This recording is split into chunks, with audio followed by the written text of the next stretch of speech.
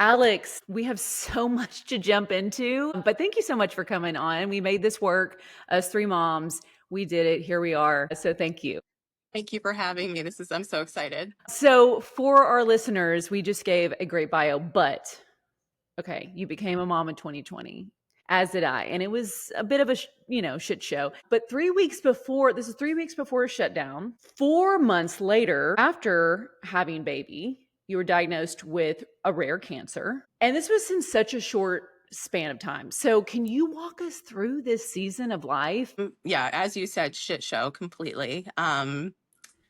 Look, I had my son February 4th, so we were right before the pandemic and the shutdown. Thankfully, I was able to have my husband with me because I know a lot of women didn't. So at least we had that. But then we dealt with the shutdown, and a few months later, we were isolating at a family summer house. And I remember one day I turned around and my husband just gasped because he saw that what we thought was an injury on my leg for many years, you could see it on the outside of my body all of a sudden. So that was really scary. I had been told it was scar tissue and had seen various medical professionals over the years, never had any symptoms, anything strange going on. And I guess, after I had my son and thankfully was able to get a virtual appointment with a hospital for special surgery. And they said, you really should come in and get an MRI.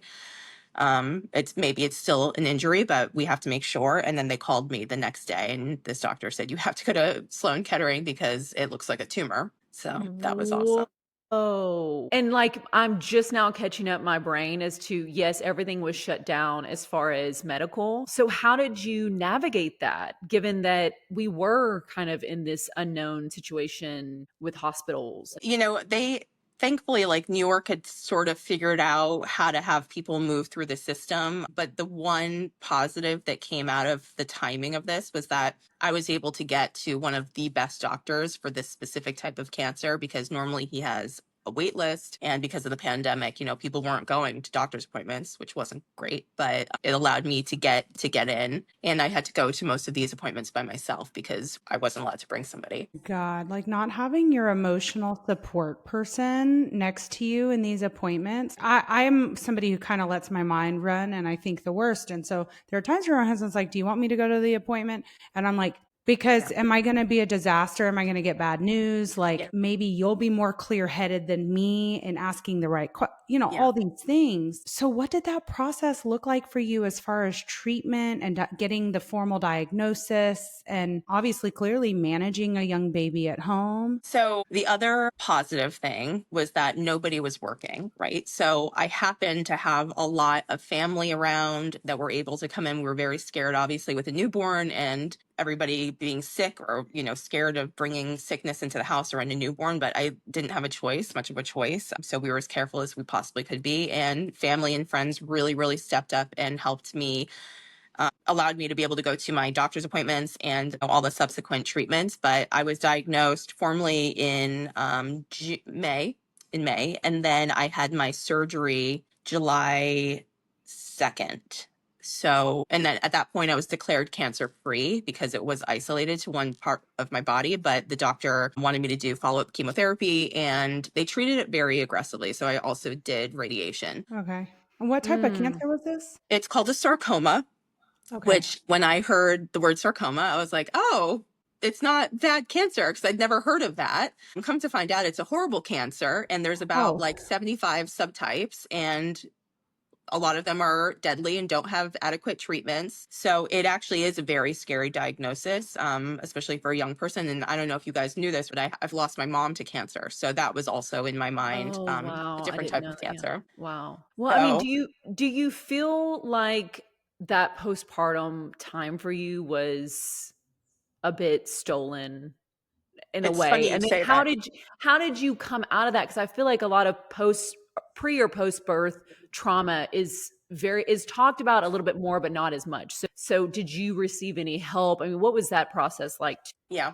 I definitely look back on my son's first year of life and it's a complete haze. I don't remember much of it. I remember just having friends around me and my friends watching my new baby and my family watching my new baby and me just trying to navigate the chaos that was my life at that moment. And I do feel like it was stolen and it makes me really, really sad to reflect on. I mean, also at the same time though, I try to like hold on to the positive parts of this is that I had a full year off, which I wouldn't have taken likely. I probably would have just taken the standard 3 months had I not had the pandemic happen and then have all of the cancer happen. So thankfully, when things returned to normal, I was coming to the end of my treatments as well. But yeah, it was a rough year. I think about it a lot and I think about how much I missed mentally because I was just scared. I definitely had therapy throughout that time.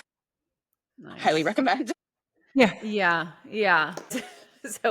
I was hoping that was part of the process, but and then you decided to start your own business. I mean, Like things Let weren't me- Let's stressful make enough. it as complicated as possible. Like that's how I like to live. Yeah. So Can you share with us how City Mouse was born? Sure. So during the shutdown, this is actually what led into City Mouse. I was obviously bored between my treatments and being at home so much that I started a print on demand t-shirt company on Etsy. And I found this kind of group of other entrepreneurs that were trying to make this happen. And I thought, wow, this is a really great business model. I don't have to hold inventory. I can just sit at my computer and do what I love, which is to design graphics all day. And so I did that, but that reinvigorated me in terms of thinking about business again, because I had sworn off product-based businesses. I'd sworn off holding physical inventory. I've done that in the past for many, many years. And I kind of gave that up right before I had my son. So this was like the bug biting me again. And I got to a point where obviously like you kind of see things start to taper off, especially when it comes to print on demand, because it's so saturated that we had gone out to dinner. We were heading to dinner. It was like one of our first dinners out post pandemic and the world opening back up. And my son was around like a year and a half, 2 years. And I was like, oh, I can dress cute because we're going to a nice restaurant and I could grab one of my purses that I haven't seen the light of day in years.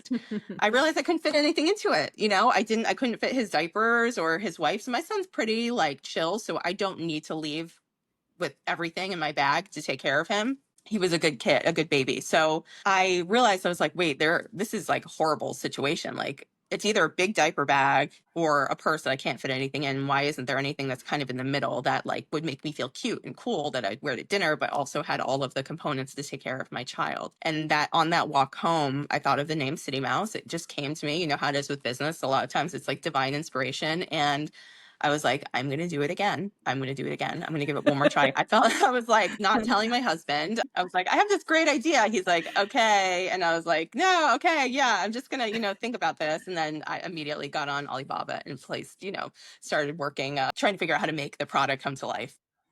So that is Wow. like my biggest question, because I feel like I know a lot of people that have fantastic ideas, but then the complexity of creating or bringing your image to life into a real prototype is a confusing process. So is it as simple as creating an account with Alibaba and providing, I want to have a zipper here, or do you have a special program? No special program. So I think it's important that I do acknowledge the fact that I have an art background, so I can draw like well enough to communicate my ideas to somebody. But in regard to like having a ready-made tech pack, I didn't really even know what a tech pack was before I started this process. And I have no fashion design background, save designing graphics for t-shirts. So it really, and this is what I tell all my friends, and I hope the people listening take this away, that you really can start a business with just an idea and some rough sketches on a napkin. It's something to get the ball rolling on the communication, to be able to go back and forth with the people that you decide to work with ultimately.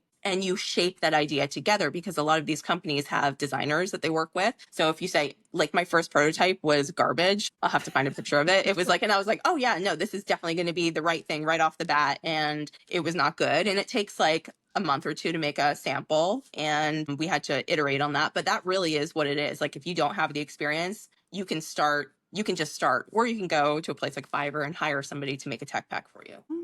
Interesting. That's true. Like, Okay. how do you pick your fabrics or your materials? So I didn't know much about fabrics and materials. other than the fact that I really liked Prada purses. And I was like, that really seems like it would be a good fabric for a diaper bag because Yeah. it's nylon, it's durable, and then it's upscale looking. Then I, of course, looked at what they use, and it's something called Renylon, which I didn't know what that was at first. And then I did a little more deep dive into it, and it's recycled nylon, which is pretty amazing. And it's woven from plastics that pollute the ocean. Oh, great. And that's Yeah. what we started with. Wow. I mean, just doing a little digging. I was even telling someone the other day that she was going back to school to kind of, I don't know, get more expertise into cooking. And I was like, I mean, she already knows how to do this. I think this is just kind of like to, I don't know, reinforce what she already knows. But as you're doing this and as you are showcasing what you can do online, so many things are at our fingertips. We just need to dig, right? And so, did you have any mentors or anyone else like that you were drawing from on how to do it? Or were you just literally doing your own research? I have people around me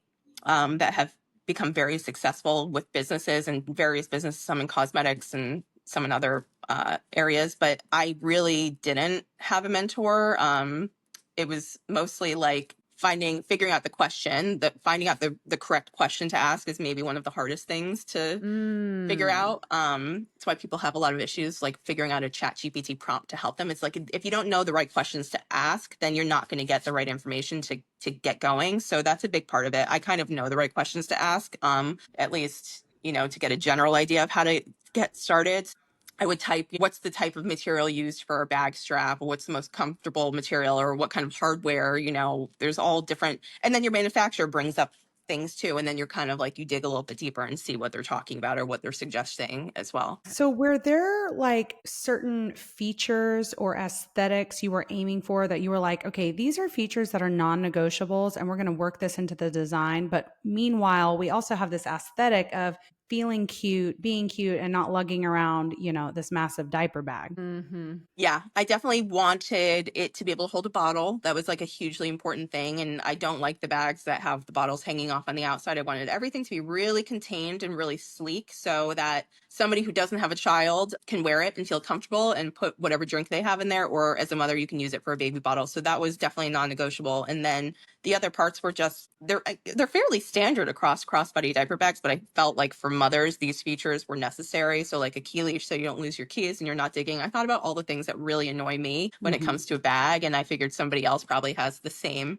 annoyances. And then, yeah, it turns out they did, which is great. You would say your target market is, or just everyone is able to use this bag, that you just said, but is it for the minimalist? Is it for the on the go mom? Is it for like, I even think like my husband would have 110% preferred this bag over anything else I've found on the market at the time. Yeah, for sure. I went into it and thinking that, okay, moms are definitely my target market here, right? But also I figured it would be really city people. I was like, people that live the type of lifestyle I live, which is constantly on the go. You're constantly, you're in and out of your apartment. You're not leaving for hours upon hours every time. And we don't drive a car here, obviously, most of the time around the city. So it's like your stroller's your vehicle, which means like you just need to have something physically on you. But I found that it works. Obviously, it works for anybody. But I wanted to enter the diaper bag and the parenting space because I felt like it needed some type of reform, to be honest, design wise. And I'm a small company, so it's harder to compete against like big bag brands. So kind of pinpointing the parenting space for me was really important. Yeah. How did you go about marketing against those bigger brands? TikTok. Yeah. I got on TikTok with a sample, like my very first sample. I didn't know what I was doing on TikTok. I felt like a loser, cringe, like all of the things. And I just started making videos, and it was like, you get that instant dopamine hit because it's like you're reaching the people that you're talking to. All of a sudden they're asking you questions, and then you're answering those questions, and you're like iterating on your product. And it was so powerful, and it still is very powerful for us. Oh, That's so cool. yeah, that's awesome. So you developed it, but was there like a big change though that TikTok helped you kind of navigate like within the bag itself? Like Like design wise. yeah, design wise. Well, the first bag, so my first run was not what I have now, but thankfully we didn't have to go through too many changes to get to where we are now. Just little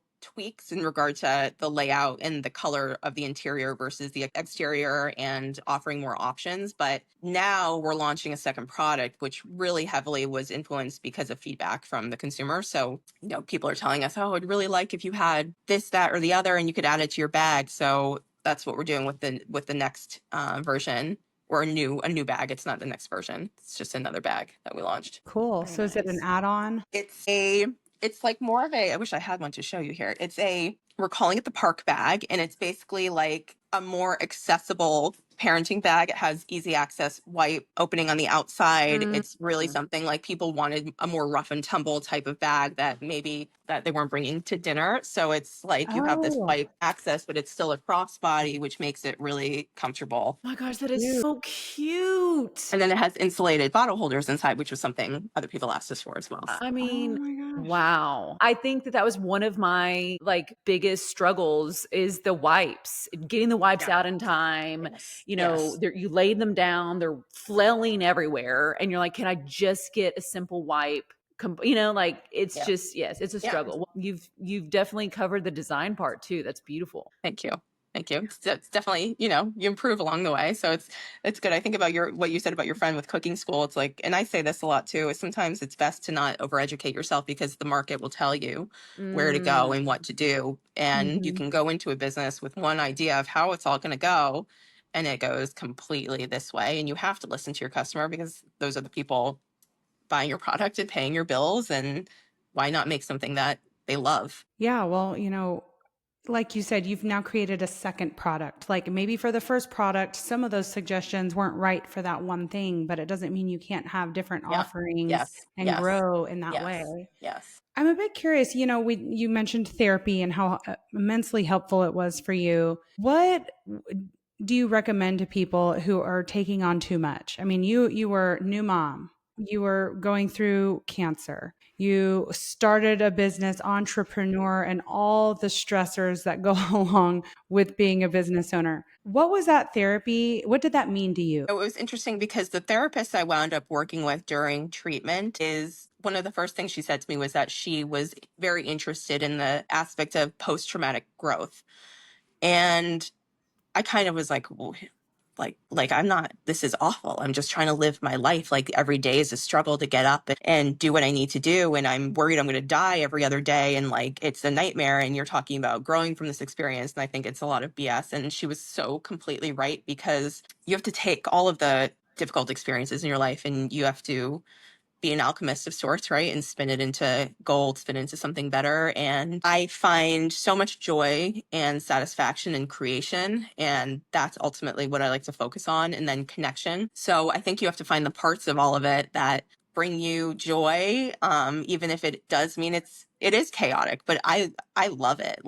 This is how my brain works best. And some days are hard, especially juggling motherhood, as I'm sure you guys both know. And a business, it's really challenging because your focus is either here or there, but the joy outweighs the negative, the chaos part, Yeah. if that makes sense. Gosh, that's so beautifully said too. Because it is, I don't know. I think that there's a certain point in the aftermath, if you will, of trauma, that they want to hear that. And you don't want to hear it at first, that there could be possible growth from a disaster or something really horrible. On that front, what have you really walked away from now that you are several years after cancer and building a brand and a business? Where do you find your peace? What's changed the most? That's how I can kind of answer this. What's changed the most for me is that I value my time differently. Mm. Everything has much deeper meaning, and I love the quiet moments. And I don't stress when things are kind of like this, like in the dip, because I know that life is it all comes in cycles and waves, and you have to ride the waves. And that's kind of how I found peace, because I think prior to this experience, I was really trying to control, and I wanted to control how fast my business grew and control how much success I had and control everything else around me. And I literally, as you probably know, we have no control over anything. So, and something like a cancer diagnosis will do that to you. And you realize that we're just here for whatever amount of time we have. And you have a choice to either use up your days, or you can spend your life regretting. You know, I said this in one of my videos. I always look at my life, like my day-to-day life and decisions, big decisions I make from the end, because I've kind of been there in that space of that mental space that if this is it for me, what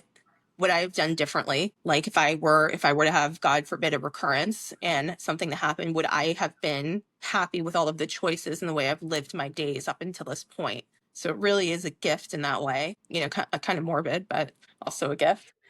No, I think it's a fantastic perspective shift. I mean, because look, most of us tolerate so much bullshit daily that we're too afraid to cut out of our lives, or we're too afraid of the repercussions, or we don't want to hurt someone's feelings. But when you truly are like, what matters to me the most? Will I be satisfied at the end of this road that I spent my time the way I wanted? It makes some of those other things trivial. You might not be willing to put up with certain people or behaviors so that you can focus on what truly matters. I don't know. I don't think it's morbid. No. And well, and on that line of just people, you probably had the people in your life who were like, you cannot do this. This is crazy. Or even people online, like, what are you doing? And then you had people in your corner. Who were those people? And how did you gain the support you wanted? But then how did you shut down the people that just needed to stop?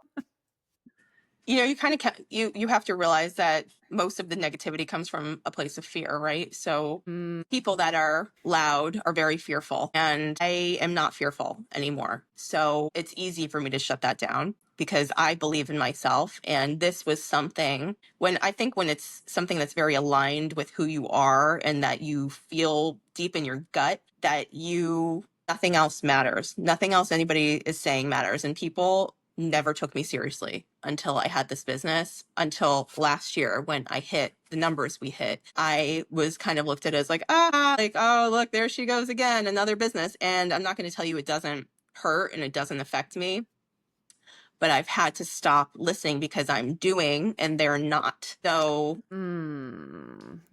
Yeah.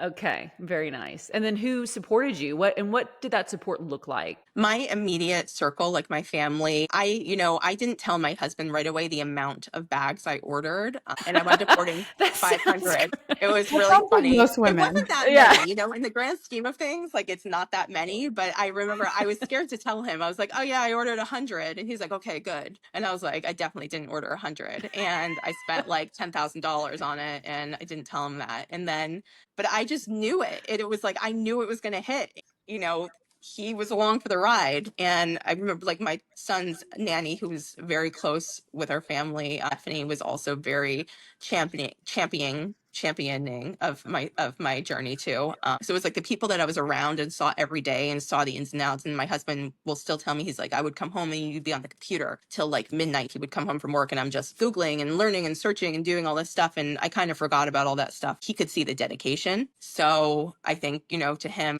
he could tell I was just going to make it happen no matter what. And now he works for the company. That's Oh awesome. my God, I love it. So were you working at another job while putting this together? Yeah. So I work in entertainment. Wow. Which is like also crazy because it's very haphazard, the schedule. I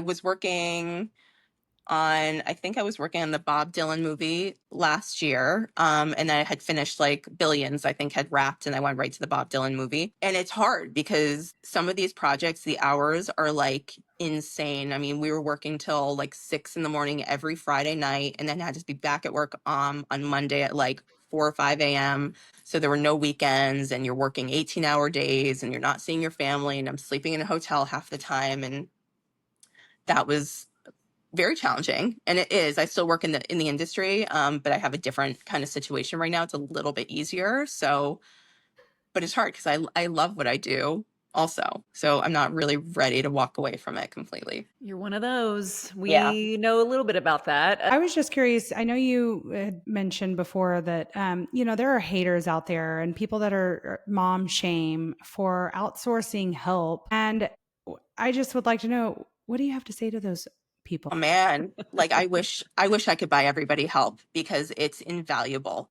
Yeah. And I think a lot of people want to be martyrs and they want to feel like they are better than you because they're doing everything. But at the same time, if you're trying to do everything and be everything, you're not like good at any of it, right? So I feel badly for people who don't have that perspective on it, or the people who just can't. It's some people just can't afford it, right? It's expensive. It's a privilege and it's a luxury, but I wouldn't be able to do anything. And that also goes back to the conversation about time and valuing your time, because I think you don't realize how much you can get done in a short amount of time, even if you had a sitter or a nanny or something for a couple hours a day. The mental clarity that you get and the way it makes you a better parent and a better person. Oh my God. Seriously, I poached a nanny at a park. I was so desperate. I love And I that. still have no shame about it. She Good. actually helped me because I was breastfeeding my daughter on the bench and my son was on the little play skate, but he got up to a part that was too high and he's only 2. And I was like, oh my God, what do I do? Like I couldn't be in 2 places at once. I had one on me, and she ran over and helped him down so he wouldn't like fall off and break an arm or something. And I was like, I know you're here with another family, but I need you more. I did.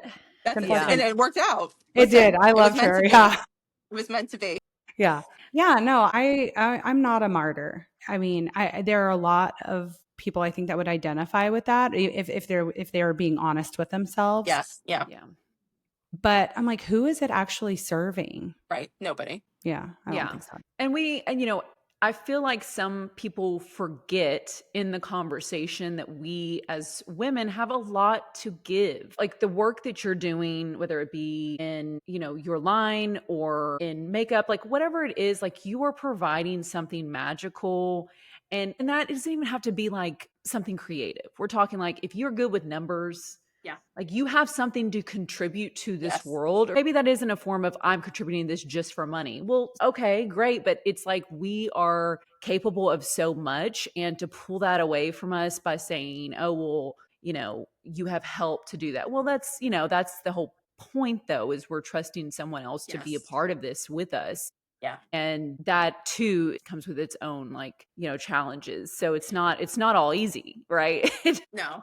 I think it's different here. I don't know how it is where you guys are, but everybody has a nanny here. It's like if you don't have a nanny, you're like in the minority because you have to work to live here. And most of the time you're working to pay for the nanny, the childcare, all of the things. And it's, the cost of living is high and it's not cheap to have the help, but it gives you the rest of that space to build and create. And like you said, like be multifaceted and share your gifts with the world. Yep. Well, if you think about it, I mean, just like historically villages, the saying it takes a village is literally coming from, it would be lots of women raising the kids. Some their duty might be doing washing or picking crops or cooking for one person can't do it all. It's impossible. Yeah. I mean, that's the road to burnout, suburban burnout. Right, exactly. I really love your personal TikTok as well. Like I follow both City Mouse and you, and that's how I found you. I love that you give this amazing, authentic, very useful business advice and just advice in general. Like maybe this was today, but you're talking about community and how showing up as your authentic self. And if you're not there and knowing who you are, the brand opportunity for someone to know you can be missed because you don't know yourself, you don't know your brand, all these things have to kind of come together. Yeah. Really. So go into a little bit about that, because I feel like you do a beautiful job of explaining this. I appreciate that. I just started that account because I realized I had a lot to say about business and things that I was seeing kind of go down in the female founder community. And it bothered me because, I mean, I think, the topic of that all came from like the takedowns that had started to happen. I don't know if you guys had seen any of that, and it got really kind of ugly. But I was kind of studying it from an outsider perspective, and I was looking, and I'm like, geez, like, I think these people are really, having a missed opportunity here, because it's like they're trying to show up as somebody that they have the expertise and they have the knowledge and, the lived experience, but they're not being who they really authentically are, flawed and real and vulnerable, and saying like, look, like this is me. I'm not perfect and I screw up and I'm doing my best and I'm trying to be better every day. And people really like, if some of these situations were to be answered, I think differently, more vulnerable instead of defensive, it's like you would have just hit a home run, because your customers, this is how we all connect now, right? Virtually. And your customers need to feel like you're not reading from a script to them, that you're like I'm showing up, I'm talking to you, and this is who I am, and this is who you're buying from. And that's what is the basis of relationships and friendships and brand relationships. And I think that really is like the secret sauce. Like, people talk about community, like it's a whole nother thing, but it's like it's like you need to cultivate those relationships individually also. Man, do you think that people just started out like talking about some of these founders? I don't know which ones you're talking about in particular, but I do know a few that actually it fell apart faster and in a different way than I thought in some of these brands that maybe you're talking about. But what do they just not show up first and foremost as themselves, or did someone take them down? Like, what was My observation? I feel bad, I don't want to call anybody out okay, you don't. specifically, but there is one company, they make activewear, and there sadly is an account that is actively trying to like expose who this person really is by playing like old clips of interviews and podcasts with this message that they've curated that they want to be known for. And they are like so far apart from each other that it's like, you're like, oh. So I don't know. I feel like it's like, as you get bigger as a brand owner, it's like you kind of you have to like stay humble. That's a huge part of it. Yeah. Yeah. I could see that. And as a business owner, whether that's in your community, because I've seen it even in a small scale of community, Yeah. you get too big for your britches, as we say, you know, Yes. and then you've lost touch with your consumer. You've lost touch with just the everyday person. And gosh, when you've been through a lot of things like you have and just trials in life, you start to learn that if you lose that connection, then it's game over for a lot of different things. Yeah, yeah. And what is something that you do to still stay connected, and even with yourself as well, maybe your community and with yourself? I mean, I really examine my customer quite often, and I check in with them, and I see who's like, if we're talking about social media, because this is how I connect with my consumers most of the time, It's like I see the types of things that they're saying and what they're doing and how they live their lives. But I don't know, this is a huge thing, because like brand alignment with you and your core values is like, I'm very aligned with this brand, and I am my brand, and I believe in my brand, and I really like the people that it attracts. So that's a big deal. But I am who I am at this point. I'm really probably not